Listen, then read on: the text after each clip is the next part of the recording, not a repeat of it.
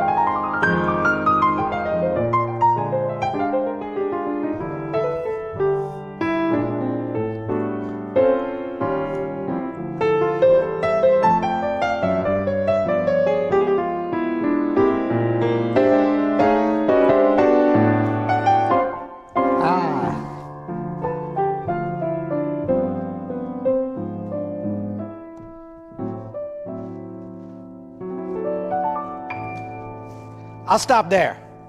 I'll stop there. Don't stop. Don't stop. That was beautiful, Peter. Beautiful, man. I always love hearing you, man. Killing. Man, it felt like it took me a while. No, it didn't feel like. I can tell you, it took me a while to get out of my head. And that's what I love being in this situation. It's different than, and you know, it really helps me empathize with all of our students, you know, and I know you've done your courses with us and you do a lot of teaching, but it really, you know, it took me, I think almost up to that second half, to that B section, you know, where I started to feel like, wait, let me not play what I'm supposed to play or what Elio has in his great chart or whatever, but to get out of my head. So that's my little qualifier there. Well, you sound great as usual. You always sound great, Peter. Man, I listen to you so many 45 Fridays, or I don't know how many out of the 50 something, and that was killing. You played more like a jazz version, right? Like, I mean, it was like, you know, you use like different jazz elements and stuff like that, you know. And I was and for I me, got desperate. After a minute, I got desperate. You know, it's like you default back to you got to pull something out of your pocket. Help! But I want the real stuff. No, it sounded so killing. And for me, of course, I was born there, you know, in the country. So for me, I immediately go to a more Brazilian thing. So from my from my course, I actually have notes because I had my, you know, just to make sure I had we're talking about the same patterns and stuff. Yep. And for bossa nova actually is, you know, the main guy that we should all listen to is João Gilberto. You know, I think we talked about that last time. Yes. He's like the father of the rhythm, you know, the bossa nova rhythm. One of the fathers of bossa nova. Anyway, when you think about bossa nova, you gotta think about his guitar, the way he plays, and there are a couple of patterns that are actually on my, you know, the first couple of patterns on my on my course. They are the basis of his playing, and that you know, that works so well throughout that whole tune. You can play just thinking about these two patterns. So one of them is this one.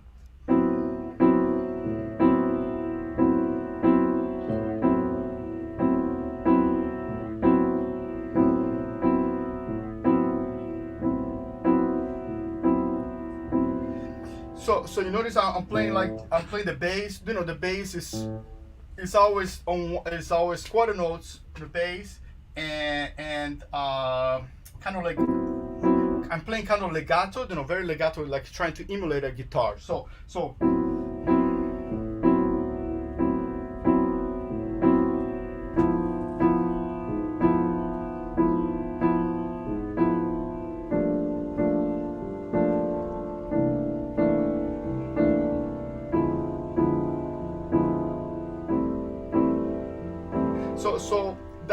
that's the one, and then there's another one that's kind of a variation of that.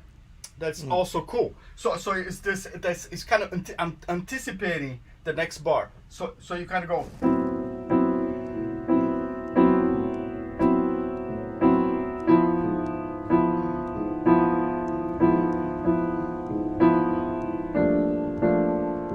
So if I play just in one chord, right? So the first one is. The second one is. You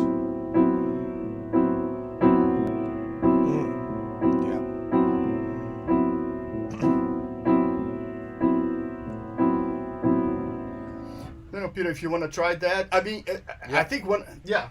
Anyway, maybe just on one chord like that, if you want. Want.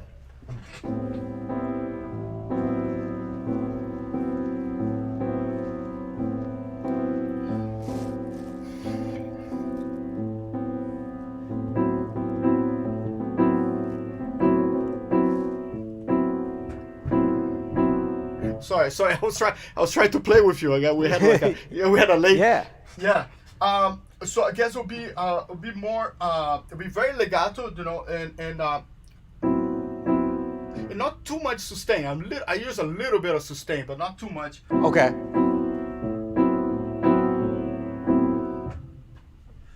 All right. Should I try the number 1 or number 2? Or both? Try the number 1. Try the number 1. Try the Okay. number 1. Yeah.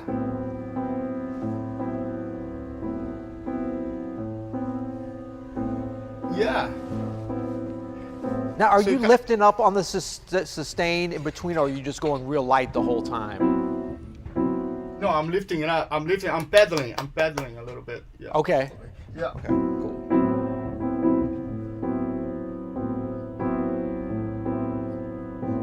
Yeah, that's nice. And it's kind of, so if you think about a guitar, if you think how a guitar would play, like very close. And That's then great. and then the next one, that anticipates. So that's not Yep. real. That's not a rule. There's not really like a rule, but you can alternate between the two of them, and that's how, Right.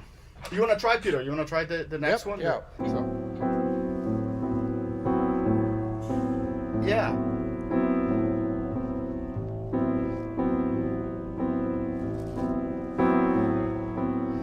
Can even be softer a It's- little bit. Yeah. Yeah. oh, soft. Okay. It sounded like you were doing a little accent on that anticipation. Okay. Well, yeah. Go ahead. Sorry.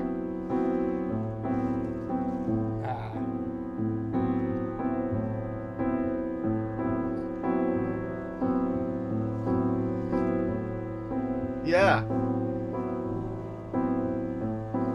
And then, excellent. So, and the cool thing happens when you mix both of them. Like, there's not a real like rule for that, but you kind of go. Yep.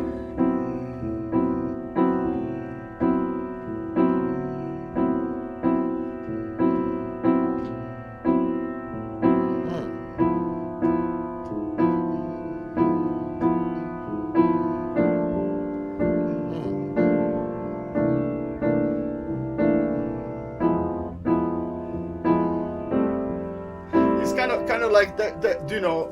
I'm just and the best way to learn, I really think, like before we even play the tune, I think it's good to go maybe try to go through the whole tune like that, like as if you were accompanying somebody, just. Oh, I love it. And Peter, and I remember you did even on your course. I saw that because you also those voices, like kind of guitar like, right? Yeah, those work really well, of course. Okay. Yeah. All right. Should I try it? Sure.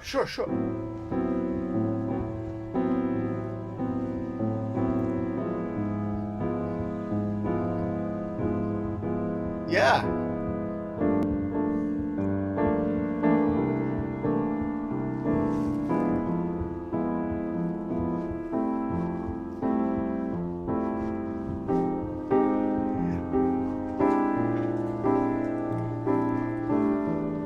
Now here, I like. Is that legal? That's legal. Yeah. I know. I play at E7 there, like E7 flat 9, like. Yeah, I thought I heard you play it. Yeah. Yeah. Are you doing with a 13 or? Yeah. And then I do this 13 flat 13. Yeah. Sus. Right. I love that. Yeah. And then the sharp 11 on the next one. That's. Didn't you tell me you had an email from Jobim authorizing that for you to play that before he passed away? It's okay, right? No, I called. No, there were no emails back then, so I called Okay, him. right. Yeah. But yeah. Anyway, no. Now, do you do that? 'Cause I know I've heard you do it before, and I'm sure I stole it from you. But is that something that you do just kind of whenever you're hearing it, or is it like more like when you get into the solo, or is it either or? I think it's either or because the melody is right on flat 9, right? That and it's like.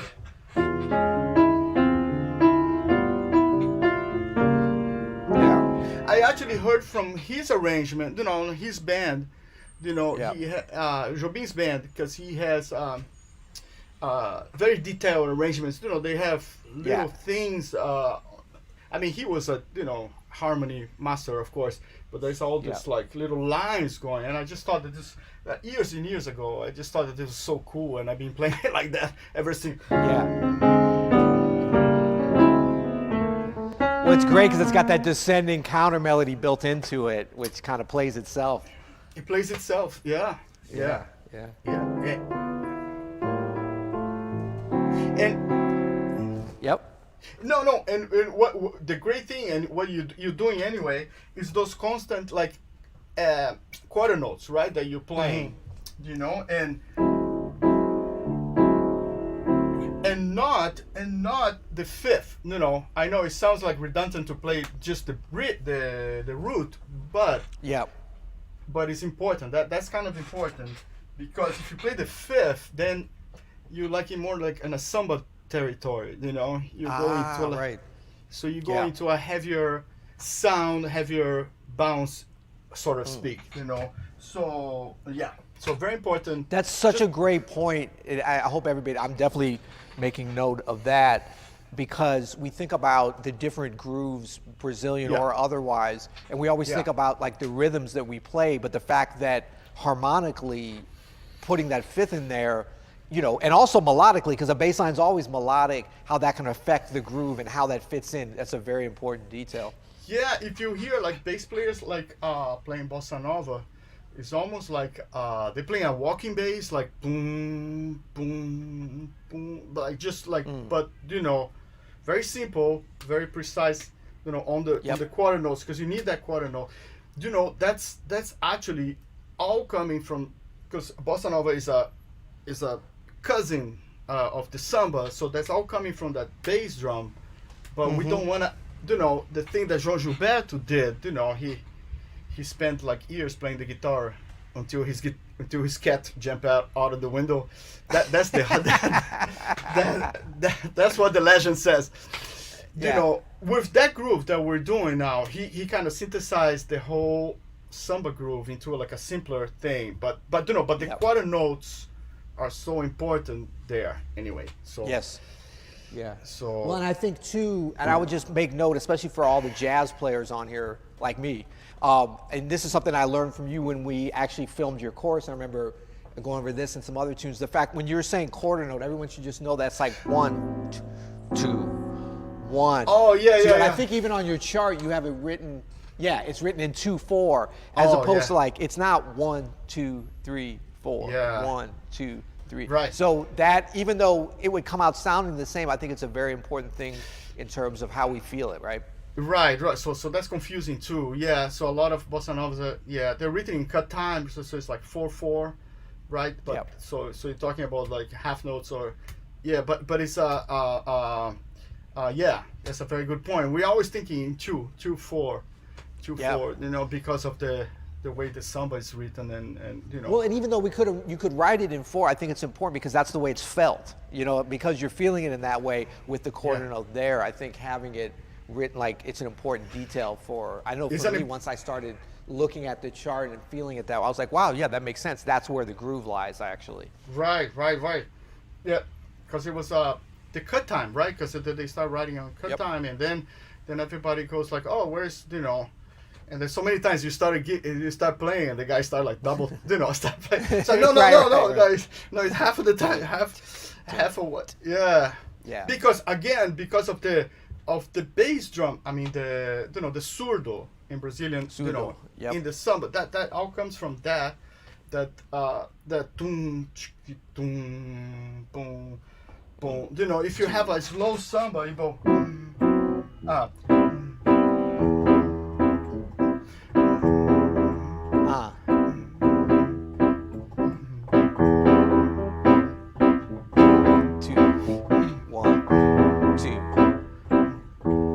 So it's actually 1, 2, 1.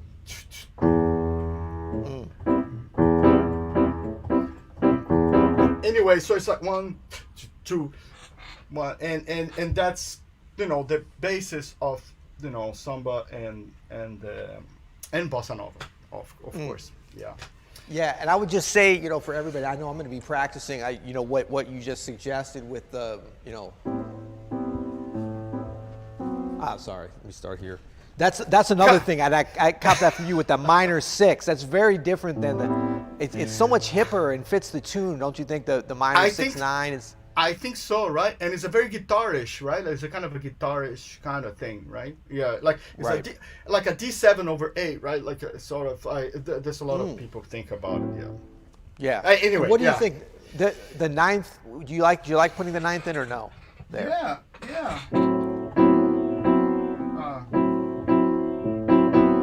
Actually, without the 9 is even better. Yeah, because Okay. it's simpler. Yep. Because the 3 notes, it makes. I don't know. Yeah. Yeah. Yeah. Now I'm messing up the rhythm again. Wait, can you give me the tempo again? I was thinking you got that sound of. Peter, come on.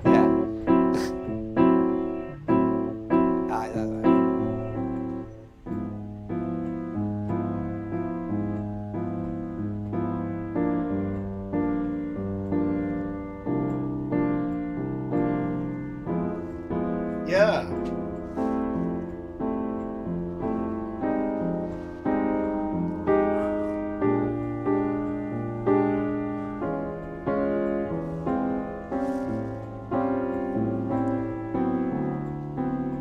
Yeah.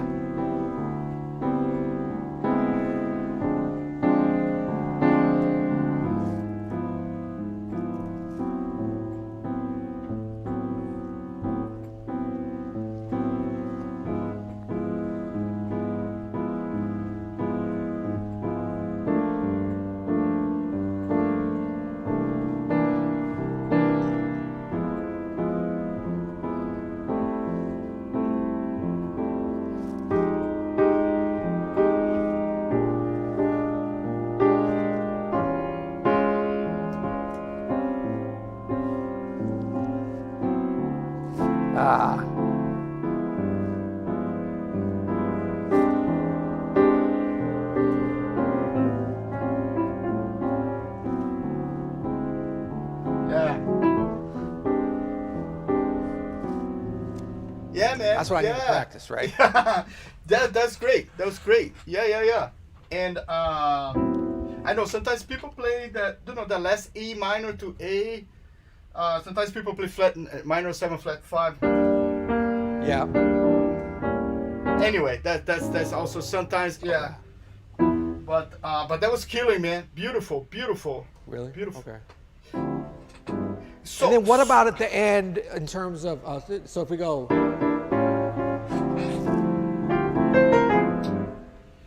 After that E half diminished.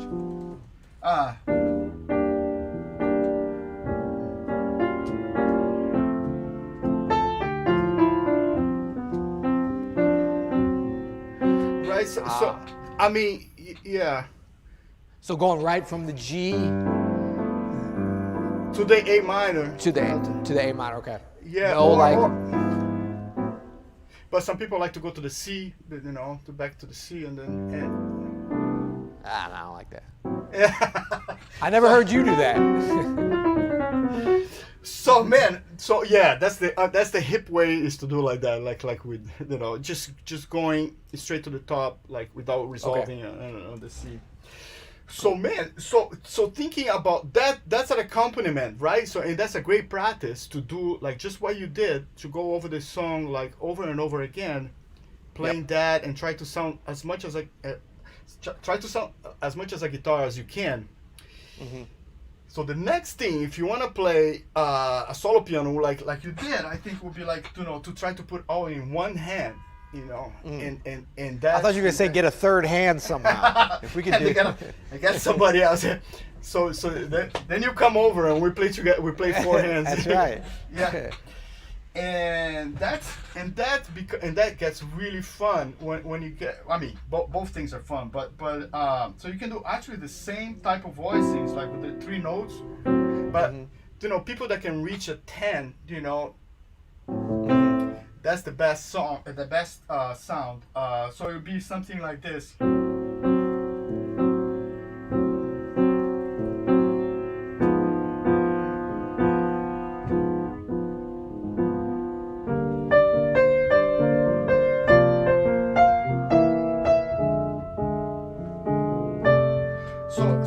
basically playing like so the root, right? So the root 7, 6 and third. Yep.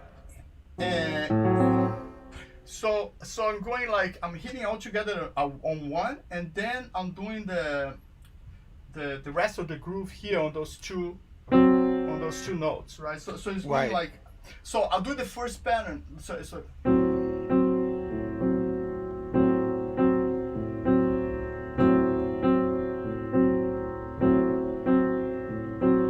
right, and then the second one, yeah. Go ahead, Peter. Go ahead. Well, isn't it easier if we just go? But it's not hip. Dang, I knew there was going to be something tough about it. I was like, oh, I can do that. I was doing that when I played. Okay. Now we got to get independence of not only the hands, but independence of the actual fingers. Exactly. So it's kind of like the three zones, the three zones, and Yeah. where you can actually like divide your hand into like the bass, and then so the bass, and the guitar. So Okay. here. Right. Yeah. So yeah. Yeah.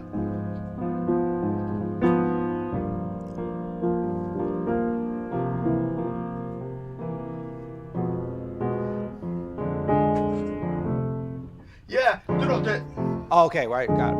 I like that. whichever. But that's I mean, people that can't reach so far, sometimes Yeah. the fifth and the seven also work. There's some options to that, but that's the sound I like the best. Like when you have the 10. Yeah. So What about if for somebody that couldn't reach, if they go like actually kind of shifting up? oh yeah, you can do that. Yeah. Yeah, you can, if you work your pedal very carefully, Yeah. you can not to get muddy and yeah, that can work, definitely. The other one you were saying was, Oh yeah, that sometimes works and well. seventh. Yeah, Yep. with the fifth and seventh, even without the third, it's fine. You can find Yep. combinations in there, depending on the Yep. range, the range, of course. Like if you're like, right. it's not, but, and then you can like with your right hand, of course, you can play the rest of the chord like every once in a while. I mean complementing it. So Right. So this is another practice. So groove number 1, right? Pattern number 1, and then pattern number 2.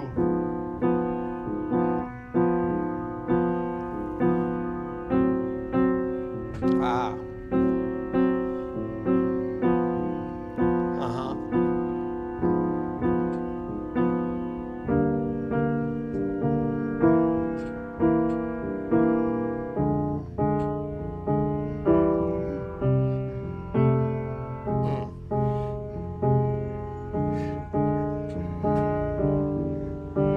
There's no real rule like when you're going from one, anticipating or not anticipating. It's kind of like it's up to you. Like, Yep. Whatever. So I guess practicing one chord is better, right? So.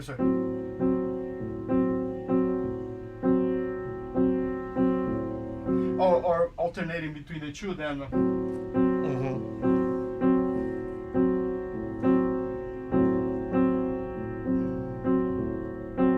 Okay.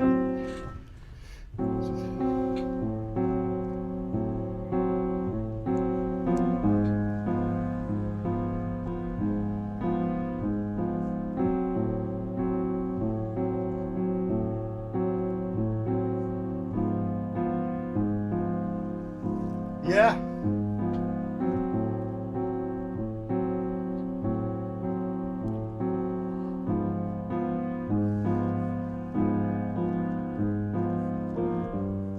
Yeah.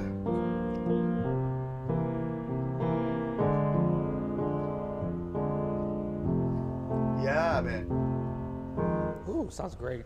Yeah, Man, yeah. but you really have to start to get used to the transitions. Yeah, Even if yeah. you can reach these, that's not the only problem. It's like being able to make that. And I love the way I can even hear it, even through the internets, how you're, like to me, it sounds like the way you're playing that bass note with the pinky. I guess it's always with the pinky, right? Yes, pretty much. Just because of how we've evolved, but it sounds to me like the same, like even.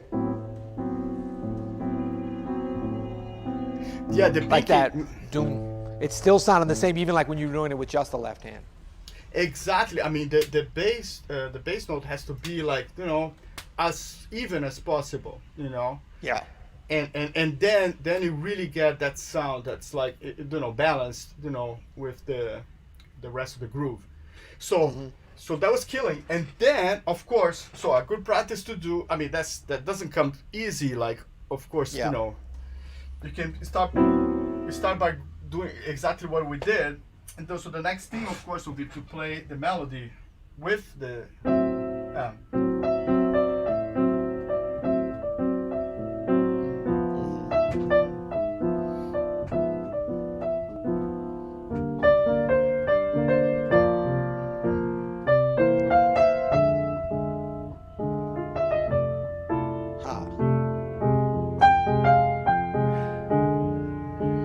Anyway, I'm just playing that simply like just the melody and the groove, right?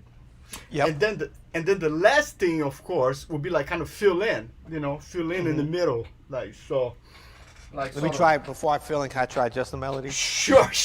With what I've learned, and then I want you. Yeah. I see.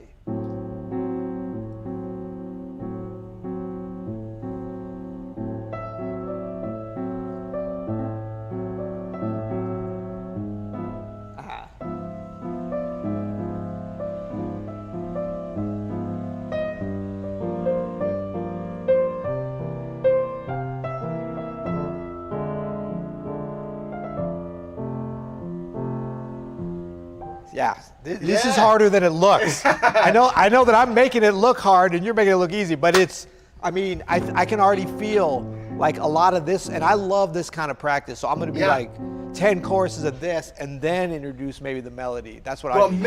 But man, once you get into this, you know, if you do like 10 choruses of this, like this. Yeah.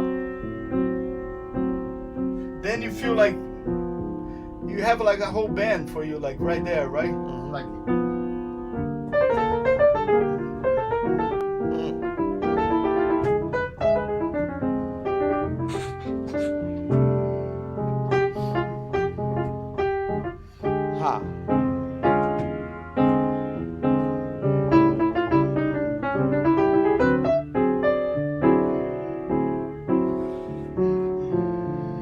Anyway, so much fun, you know. Once you get into that, but you can do this, you know, for hours and hours until it becomes not hours and hours, but you know, until your head is like blood on the piano. Until your neighbor calls you and go, wait a minute, man. Can you stop that? Yeah. And so what was the next part you were going to show with just, I mean, you were already doing a bunch of filling in, but even with the melody.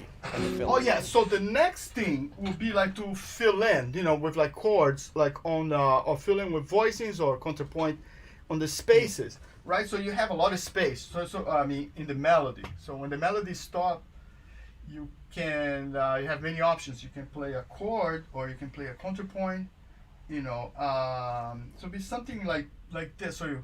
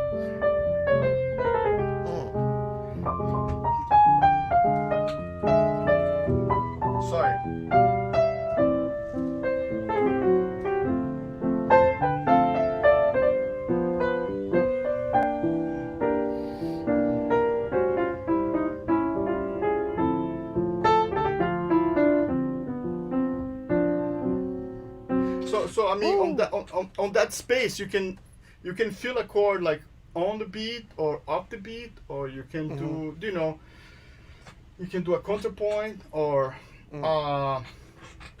even actually, if you just play a chord, it would be, I mean, a fill-in chord like.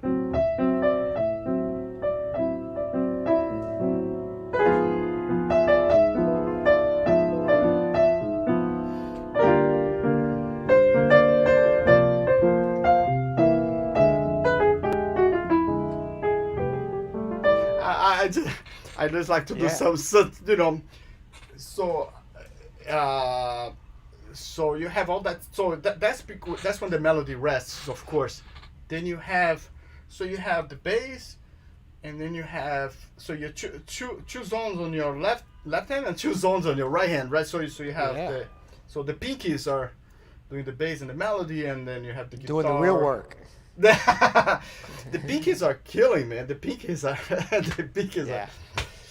and but that of course doesn't come easy. I think if you do, like, I mean, for anybody, if you do in that order, which is first understanding exactly where everything fits, so and then moving on to the second phase, that's like playing,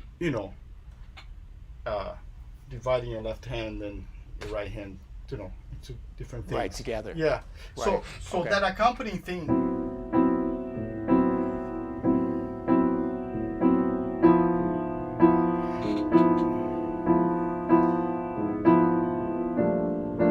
So that's so important. Like, I keep thinking about the guitar. I keep thinking about how João Gilberto would play.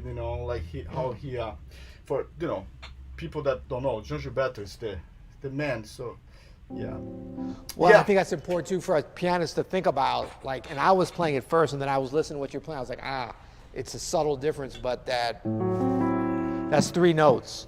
And then adding in the 9th, you can barely hear, but you can't play that on guitar, I don't believe. Yeah. That's not a voicing that they would ever play, Exactly. No, and the guitar they have like those really cool voicings. There are so, not Romero, but some people have. Of course.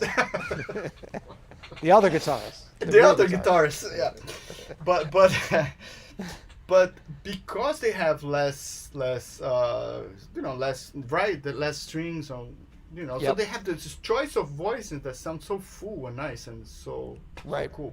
Yeah, and I always wonder that just in general for us as pianists, and especially jazz pianists, where we're able to improvise and construct chords and voicings at any time, taking on different restrictions like this can really be in our benefit, because just because we can play like, I could do like.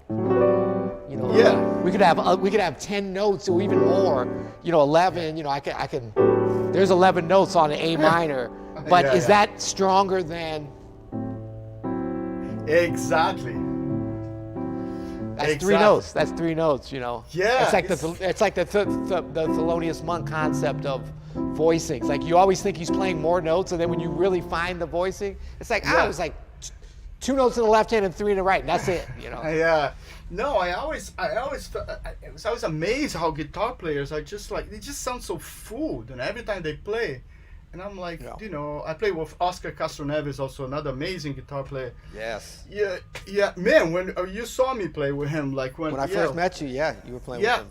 With Joe Henderson. And I was like, it sounded so amazingly full, sounds like, I'm orchestra, but it's the choices, right, of the voice and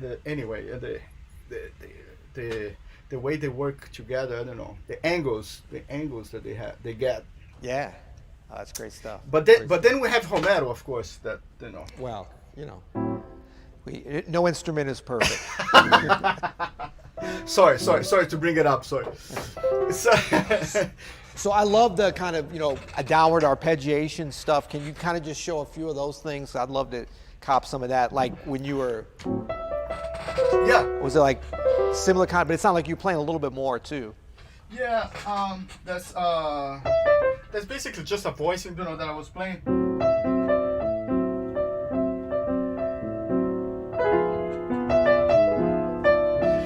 you know, a lot of those arrangements. So I'm thinking sometimes about some of their arrangement has some of this wrong. You know, it's a lot of arrangements that have that kind of on Jobim albums and some other bossa novas things.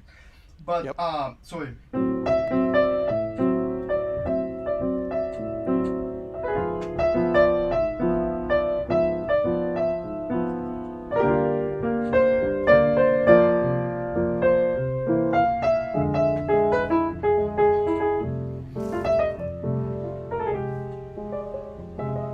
Woo! I love that. Yeah. And then every once in a while, you can, instead of playing, you can hit everything together. Yeah, like everything at the same time. So you can play on the beat or off the beat or arpeggiating, but you know, every once in a while you go like, yeah. It sounds really good because it's so much. Yep. Yeah, it's so much syncopation going on, and then every once in a while you go. Yeah.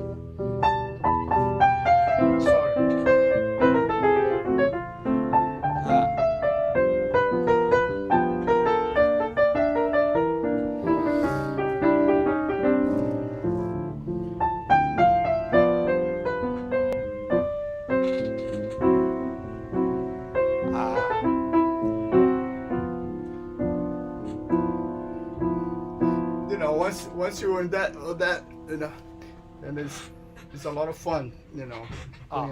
So great, man. Thank you so much for that, man. And again, I'm going to take this and practice it. And I like to say I'm going to run with it. I'm going to run. I'm going to jog, and then I'm going to run, and then I'm going to try to flap my wings and fly with it. And we're gonna.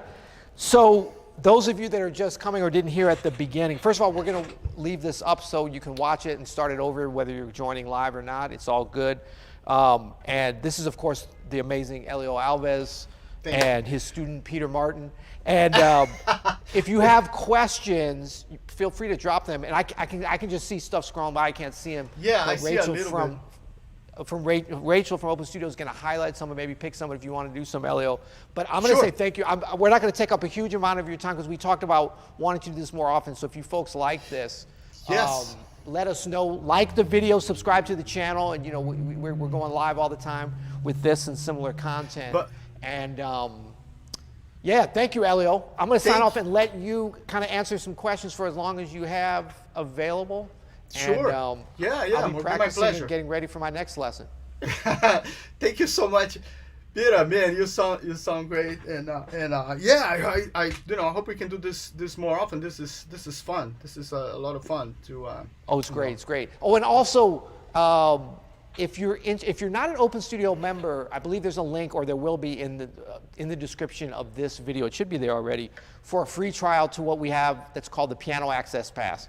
Don't worry, Elio, you already have this one. You don't need to get it. We gave you lifetime on this, just to lock you in as a teacher. Elio is one of our master teachers, master piano teachers. Jeffrey Keyser, Adam Manis, Helio Alves, myself, Fred Hirsch, who's going to be joining with a new course in just a couple of weeks, and many more to come. But the Piano Access Pass is cool because it gives you access to Brazilian jazz piano, which is Elio's first course, first of hopefully many. And so you can check that out, a free trial, but it also gives you the Keyser courses, all of Adam Manis stuff, jazz piano method. So you can see a link below to that special deal. And I leave you in the capable hands to answer some questions. Mr. Helio Alves. Thank you, sir. Peter. Thank you, Peter. Thank you, man. I'm so glad to see a good student, a great student like that. Peter was That was amazing. Oh, I see some comments here already. Uh, will I do a Brazilian piano part two? Vicky, Kenny, yes, yes, I'm definitely working on it, and as soon as things are back to normal, a little bit more normal, I hope I can get to St. Louis and do another course. I wanted to do more stuff like about improvisation and stuff like that. So that's, I mean, improvisation in Brazilian music and using some of these patterns that we talked about.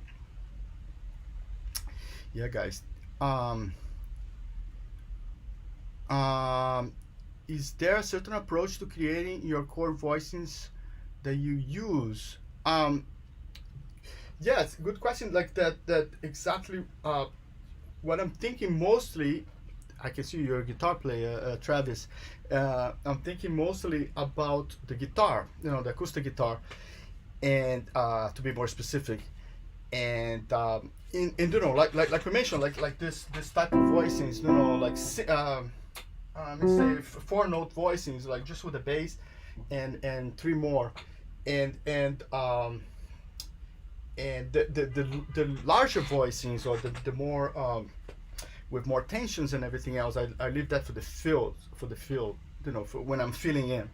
But for the basic groove, you know, what works really well is like four note voicings, I think. Yeah. And so, you know, anything that sounds good and but that makes sense at the same time, that has a nice voice leading. So that's kind of um, what I'm thinking about, you know.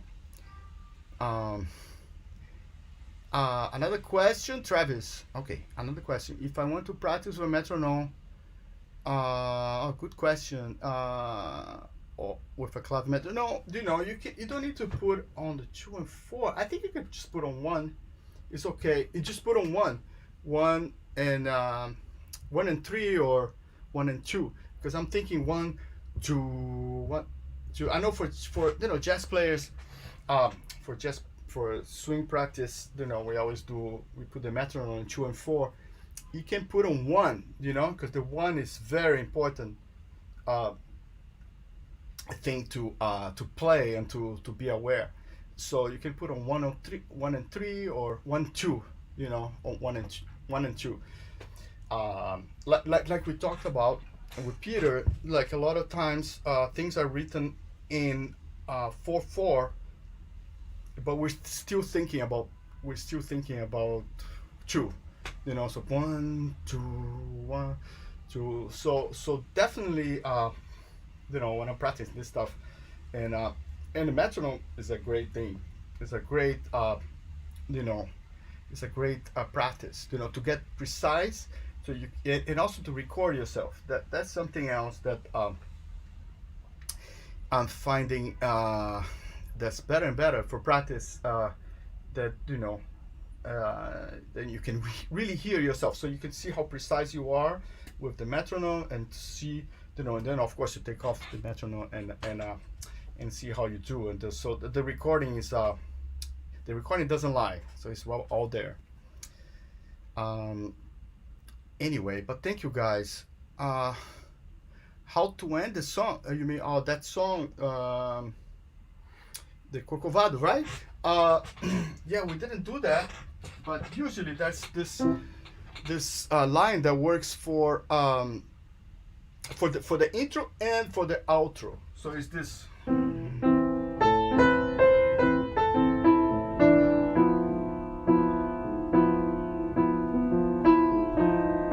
I'm sure you guys, all of you guys know that, right? So that works for both for the intro and for the outro. So you go like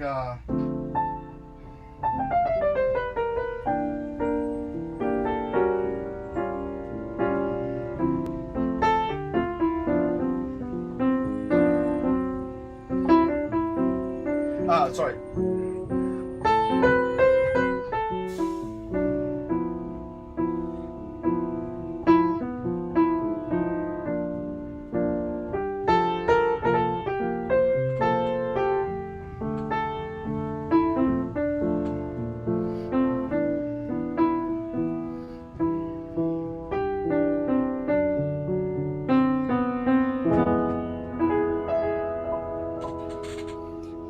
that's usually how I like to play, using that intro as an outro also. So that's hey Jeffrey, the great Jeff Keyser, man. Thank you for listening, man. Thank you. I know Jeffrey for, believe it or not, actually for longer than Peter. Actually, I know Jeffrey from the days of Berkeley. Some real, like, we're not gonna mention decades, but it's a few decades ago. The great Jeff Keyser. And you guys should check his course, of course, his course, of course, and it's amazing. I mean, he's been amazing since he was forever, since he was 16, 17, and amazing player. So you guys should check him out, of course. And so you should check, Peter's and the whole open studio. All the teachers are just amazing, and anyway, but I'm so happy to be doing this with somebody asked what mark I would give Peter, and what mark does Peter get? He gets an A for sure. He gets an A. Is this stuff sounds very simple when you first hear it, but it's actually very intricate, and it's very complicated in a simple way, whatever, if I can describe it like that. And for Peter to just come in and do it like that, it's just, that takes a long time to master, and I grew up listening to it. So it's just I'm sure he's gonna come back in the next lesson like killing the whole thing. It sound great. Here's our last question, Elio. Oh, okay. So one more question. Can you suggest any your favorite jazz pianists for us to check out? Yes, absolutely. You can check out Cesar Camargo Mariano, amazing piano player. He was part of many bands, but one of them was Elis Regina, Brazilian singer Elis Regina. He's music director and a piano player, and has many albums from the 70s, and also with other people. But check him out. He has a duet album with Helio Alves and a guitar player. It's just amazing. There's also João Donato, amazing João Donato. Somebody asked me to spell Cesar Camargo Mariano. Cesar Camargo Mariano. Check him out. And João Donato is another one. He plays bossa nova also, but he kind of mixed with a few other grooves. And Don Salvador, amazing piano player that we just did a live with Romero, and he's fantastic, has incredible tunes, and also Tenório Jr., a piano player from the 60s that there was a very influential there in the samba jazz idiom. He did a lot of records, a lot of recordings, and so those are the guys. I have a list actually on my course. I think there's a list, discography of some some records to check out. So go to my course on Open Studio, and it's all there. But thank you guys so much. Thank you all. Thank you, Rachel, for working with us. And thank you, Peter, for the invitation. I'm looking forward to the next one. Thank you, guys. Thank you so much. Oh, Zimbo Trio. Somebody mentioned Zimbo Trio. That's another one too. I hope to see you soon on the next lesson. Thank you so much. Keep practicing. Happy practice.